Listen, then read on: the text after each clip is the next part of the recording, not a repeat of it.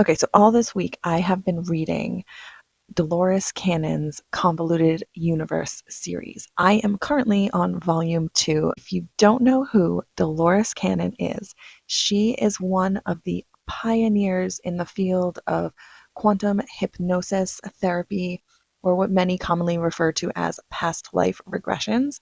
And she wrote extensively about what came through during her session. So, one of her clients was curious about why they experienced some chronic illnesses during early childhood. And what came through was that this particular soul was somewhat of an energetic experiment, and that they had put more light into her, more of the higher frequencies than a typical human would normally carry, sort of like pushing the boundaries of what our form could hold. And that because of this, it caused problems with her physiology, especially when she was very young. Now, you'll have to read those books to really understand the nuances, the ins and outs, and whys of this particular case. But here's something that came up for me as someone who has been studying Ayurveda for over 10 years, and honestly, as someone who's just interested in the quantum mechanics and frequency-based theory and how light and sound essentially become form, theoretically, this all sort of makes sense to me, that as a possibility that this explanation could track.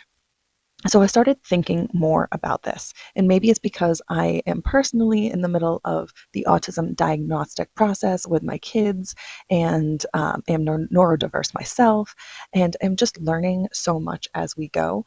Or maybe it's because I just happen to put a spiritual frame on basically everything. Hello, 12th house stellium. Yeah, but let's follow Dolores's theory.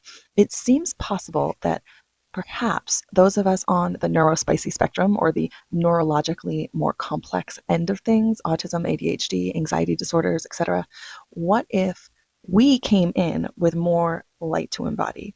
And some of what is showing up as dysregulation is us not knowing how to balance all that energy against the density of this form, this reality. And I just sort of want to leave that idea here and let it float around, let it marinate. And I'd love to hear what you sort of think about that, because it sort of shifts the idea of there's being something wrong with us, and instead posits that perhaps we just need to learn how to better embody all of the energy that we've been given. I know this is totally just a theory and essentially me talking out my ass, but it's a thought that sits quite nicely alongside what Dolores actually wrote and what I understand from Vedic philosophy and Ayurveda.